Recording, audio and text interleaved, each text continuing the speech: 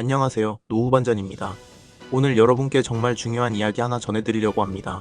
지금 민생지원금 신청하세요. 15만원 지급 소비 쿠폰 나왔다. 저 역시도 그렇게 말씀드렸는데요. 그 이면에는 우리가 놓치고 있는 진짜 중요한 사실이 숨겨져 있기 때문입니다. 혹시 이 영상을 보고 계신 분들 중에 연말정산 때 받는 환급금이 얼마인지 확인해 보신 적 있으신가요? 아마 많은 분들이 수십만원, 심지어 100만원 넘게 받으신 분들도 계실 거예요. 그런데 이제 그 돈이 사라질 수도 있습니다. 지금 정부는 신용카드 소득공제를 폐지하려는 계획을 세우고 있습니다. 이건 단순히 정책 하나가 바뀌는 게 아닙니다. 우리가 매년 연말정산으로 돌려받던 수십만원, 때론 100만원이 넘는 혜택이 사라질 수 있다는 뜻입니다. 잠깐 여기서 신용카드 소득공제가 뭔지 모르시는 분들을 위해 쉽게 설명드릴게요. 신용카드 소득공제는 여러분이 1년 동안 카드로 결제한 금액의 일부를 소득에서 빼주는 제도입니다. 예를 들어 연봉 5천만원인 분이 카드로 2천만원을 썼다면 그중 일부를 소득에서 빼주는 거죠. 그러면 세금을 계산할 때 소득이 줄어든 것처럼 계산되니까 결국 세금을 덜 내게 되는 겁니다. 이 공제 제도는 지난 1999년에 도입됐습니다. 당시 외환위기 이후 지하 경제를 양성화하고 신용카드 사용을 늘리기 위해서였죠. 하지만 정부는 지금 이제는 제도의 목적이 달성됐다며 폐지를 추진 중입니다. 대신 뭘 주겠다는 걸까요? 소비 쿠폰입니다. 들으면 기분 좋죠. 현금처럼 쓸 수 있는 15만원 쿠폰을 준다는데 조금만 자세히 들여다보면 이게 정말 득인지 실인지 판단이 서지 않습니다. 여기서 잠깐 계산기를 한번 들고 와보세요. 우선 연말정산으로 돌려받는 공제 금액은 개인마다 다르지만 보통 직장인 기준 수십만원, 많게는 100만원 넘게 되돌려받는 분들이 계십니다. 그런데 이걸 없애고 쿠폰 15만원, 많아야 25만원을 주겠다고 하니 정말 이득일까요? 한 온라인 커뮤니티 이용자는 이렇게 말했습니다. 이거 그냥 세금 더 걷겠다는 거 아니냐? 70만원 돌려받던 내가 15만원 받고 끝난다고? 다른 사람도 말합니다. 소비 진작이 목적이라면서 결국 연말에 세금 더 내는 구조. 15만원 받고 80만원 토해내는 셈. 실제로 많은 분들이 이런 불안감을 표현하고 계십니다. 그런데 여기서 더 중요한 건 이런 변화가 왜 일어나는지 아는 것입니다. 자, 그럼 여기서 질문 하나 던져볼게요. 왜 정부는 이런 결정을 하려고 할까요? 정답은 간단합니다. 바로 돈 때문입니다. 나라 살림이 지금 너무 힘들기 때문이에요. 2024년 기준 우리나라 국가채무는 1,300조 원을 넘어섰습니다. 이전에 제가 만든 영상에 정리된 내용이 있으니 가셔서 보셔도 좋습니다. 1,300조 원이 얼마나 큰 돈인지 감이 안 오시죠?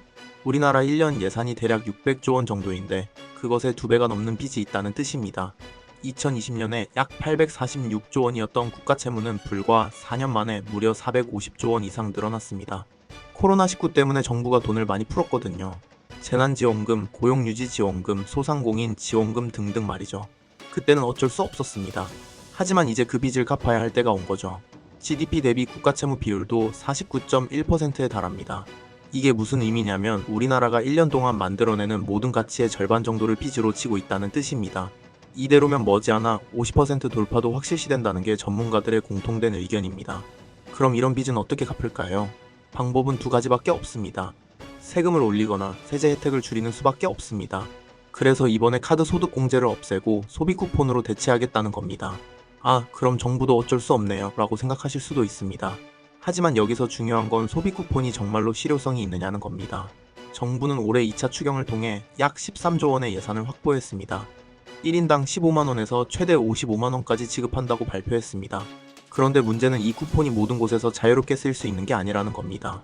대형마트, 백화점 사용 불가입니다. 지역 전통시장, 중소상공인 점포에서만 사용해야 하죠. 물론 지역 경제 활성화 취지는 좋습니다.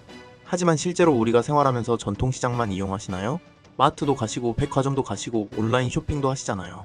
그런데 쿠폰은 일부 업소에서만 쓸 수 있으니까 결국 평소 쓰던 돈을 다른 곳에서 쓰게 되는 거죠. 이걸 경제학에서는 대체 효과라고 부릅니다. 새로운 소비가 늘어나는 게 아니라 기존 소비가 다른 곳으로 옮겨가는 거예요. 소비 쿠폰이 지역 경제에는 도움이 될 수 있습니다. 하지만 진짜 소비 진작으로 이어질지는 회의적인 시선이 많습니다. 왜냐하면 쿠폰은 단 한 번이고 소득공제는 매년 지속적이니까요. 카드 소득공제는 여러분이 평소 소비하는 모든 것에 대해 혜택을 주는 거였어요. 마트에서 장 보기, 주유소에서 기름 넣기, 병원비, 약값, 외식비 등등 모든 게 대상이었죠. 하지만 소비 쿠폰은 제한적이고 일회성입니다. 전문가들은 말합니다. 쿠폰은 단발성 정책입니다. 하지만 소득공제 폐지는 구조적 변화입니다. 국민이 매년 돌려받던 돈을 없애고 그 대가로 일회성 쿠폰을 준다면 결국 국민 실질소득은 줄어들게 됩니다. 게다가 최근 정치권에서는 이 카드 공제 폐지안이 내년 총선을 앞두고 상당한 변수로 작용할 수 있다는 분석도 나오고 있습니다. 정부는 아직 공식적으로 폐지 확정을 발표하지 않았지만 내부적으로는 상당히 강력하게 이 방안을 밀어붙이고 있는 분위기입니다.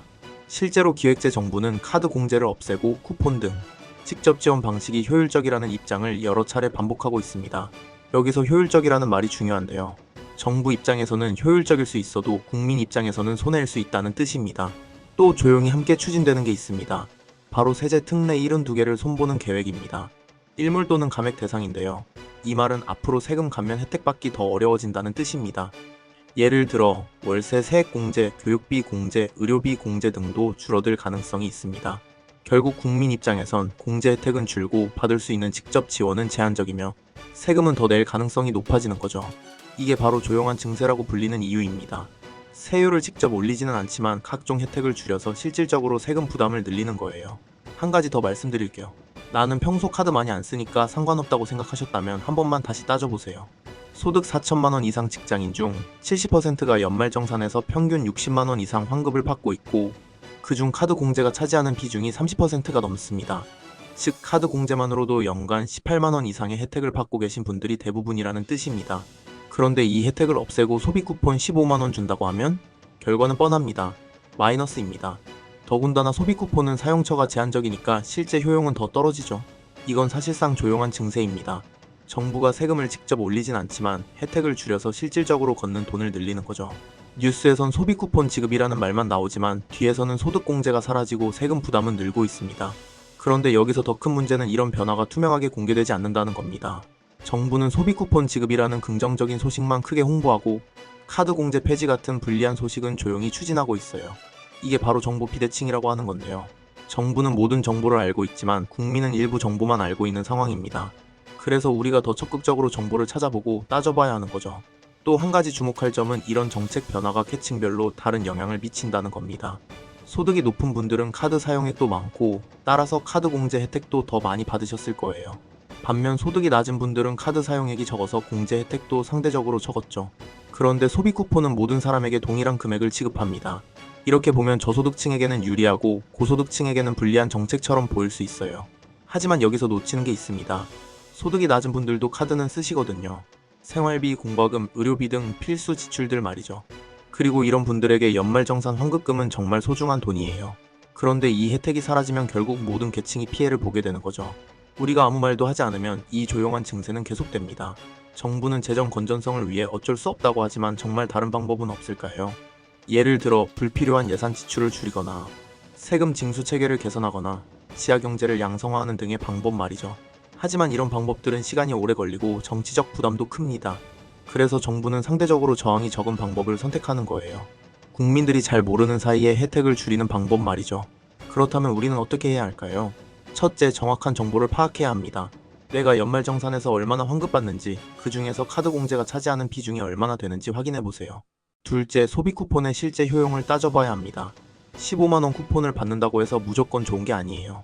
사용처가 제한적이고 유효기간도 있으니까 실제로는 15만원의 가치가 없을 수도 있어요. 셋째, 정책 변화에 대해 목소리를 내야 합니다. 국정감사, 공청회, 온라인 의견 수렴 등 다양한 경로를 통해 의견을 표현하세요. 정부도 국민 여론을 무시할 수는 없거든요. 넷째, 주변 사람들에게 알려야 합니다. 이런 정보는 혼자 알고 있으면 소용없어요. 가족, 친구, 직장 동료들에게 꼭 알려주세요. 정책을 무조건 믿고 따르기보다 그 정책이 내 삶에 어떤 영향을 줄지 따져봐야 합니다. 나는 소비 쿠폰을 받으면 뭐가 좋아질까? 나는 카드 공제가 사라지면 얼마나 손해일까? 이 질문들에 대한 답을 가지고 있어야 내년 이맘때 후회하지 않습니다. 그리고 이런 변화들은 앞으로도 계속될 거예요. 국가 재정이 어려운 상황에서 정부는 다양한 방법으로 세수를 늘리려고 할 테니까요. 그래서 우리는 항상 깨어 있어야 합니다. 정부가 발표하는 정책의 겉모습만 보지 말고 그 이면에 숨겨진 진짜 의도를 파악해야 해요. 특히 어르신분들은 이런 정보에 더 취약하실 수 있어요. 인터넷 정보도 잘 모르시고 복잡한 세제 내용도 이해하기 어려우시니까요. 하지만 정작 피해는 더 클 수 있어요. 연금 소득이 주수입인 분들도 카드는 쓰시거든요. 그리고 소비 쿠폰 사용처도 제한적이니까 실제 효용은 더 떨어질 수 있어요. 그래서 주변 분들에게도 꼭 알려주세요. 이 한마디가 누군가의 100만원을 지켜줄 수도 있습니다. 또한 이런 정책 변화는 개인의 재정 계획에도 영향을 미칩니다. 예를 들어 연말정산 환급금으로 적금을 넣으시던 분들이 계시잖아요. 그런데 환급금이 줄어들면 적금 계획도 바뀌어야 하죠. 또 카드 사용 패턴도 바뀔 수 있어요. 공제 혜택이 없어지면 굳이 카드를 쓸 이유가 줄어들 테니까요. 이런 변화들이 모이면 우리의 생활 방식 자체가 바뀔 수 있어요. 그래서 미리 준비해야 하는 거죠. 노후는 하루아침에 무너지지 않습니다. 작은 변화들이 쌓이고 어느 순간 돌아보면 늦어버린 겁니다. 매년 100만 원씩 덜 받는다면 10년이면 1000만 원이에요. 이 돈이면 노후 준비에 큰 도움이 될 수 있었는데 그 기회를 놓치게 되는 거죠. 그래서 우리는 이런 변화도 미리 알아야 합니다. 그게 바로 노후 반전입니다. 정부 정책 하나하나가 내 노후에 어떤 영향을 미칠지 미리 파악하고 대비하는 거예요.